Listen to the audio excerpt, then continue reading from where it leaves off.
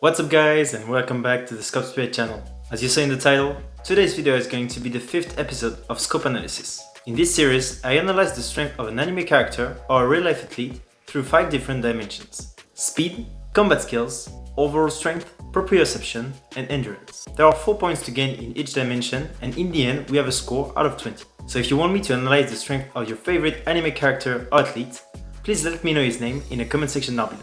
For this 5th episode, I will analyze the strength of one of the most iconic Attack on Titan characters, who is also known to be humanity's strongest soldier and often called Captain by the Survey Corps.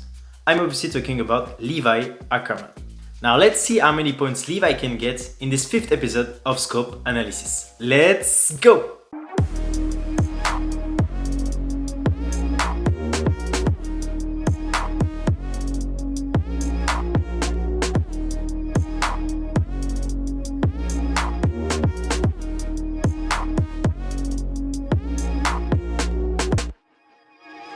Regarding speed, Levi is an absolute beast. The best scenes that showcase his speed are the fights against the Titans in 3-dimensional gear. In spite of their force and size, they were never able to catch him because of his insane speed.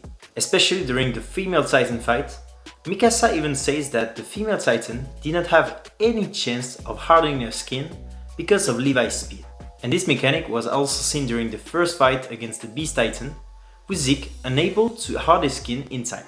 Another crazy thing about his speed is Levi's reaction time, which is kind of related with his combat experience.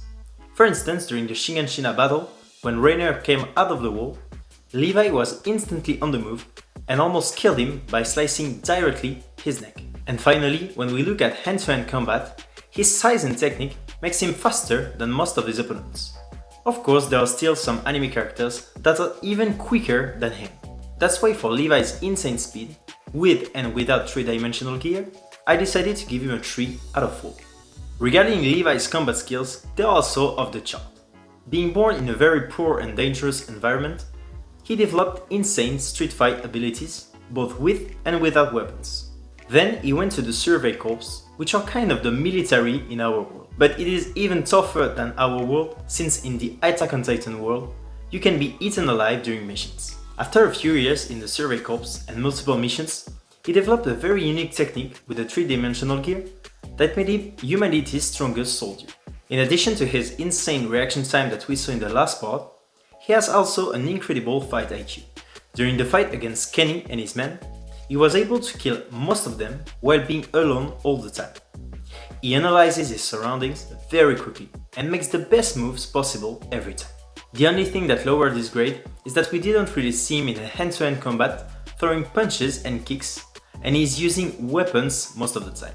That's why I decided to give him a 3 out of 4 for his unique combat skills. Regarding overall strength, Levi is also known to be very strong. However, compared to speed and combat skills for instance, there is not much evidence in the anime to prove it. Of course, cutting the neck of Titans with 2 blades requires monstrous strength in the arms and shoulders. In addition to that, one of Levi's favorite techniques is to throw his swords with insane power to his opponents. However, there were a few moments during which Levi was physically weaker than his opponent, like during the fights against Erwin or Mikasa.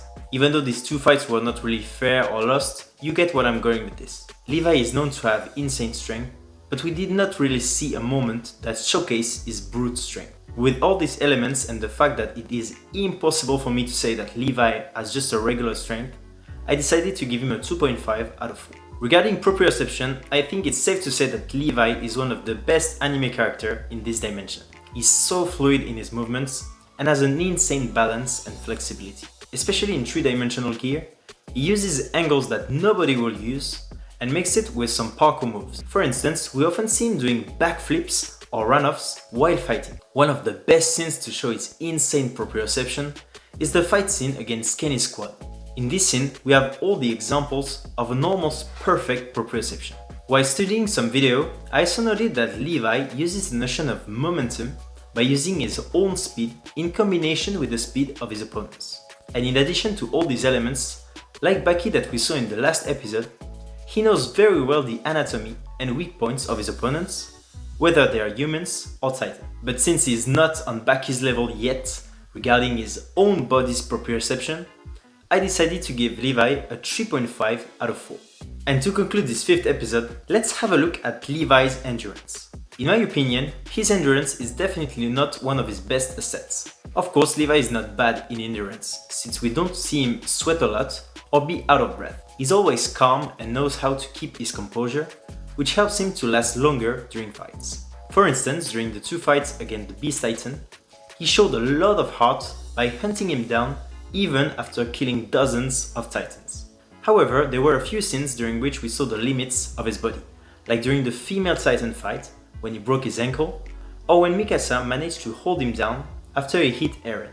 Levi does have limits regarding endurance, but that's not necessarily a problem. Each character has his strengths and weaknesses, and in Levi's case, he counterbalances this by being fast and sharp and by ending fights very quickly. So for Levi's endurance, which is a bit more than average, I give him a 2.5 out of 4. So to conclude this analysis, if we add all the grades together, Levi obtains a solid 14.5 out of 20. So his place in the ranking is just between Zoro and Takamura, which is a great tribute to his strength. And as I said earlier, this does not mean that one is stronger than the other just because of the final grade. Each character has his own strength, and the goal of this video is to highlight their special strength and uniqueness while looking at all the dimensions of strength. So that's it for the video, guys. I hope you really like this 5th episode of Scope Analysis. For the next episode, we'll move on to real life athletes, so let me know your favorite kickboxer, MMA fighter or strongman in the comment section down below. So guys, have a very nice day, keep working hard, and I'll see you soon in the next video. Peace out!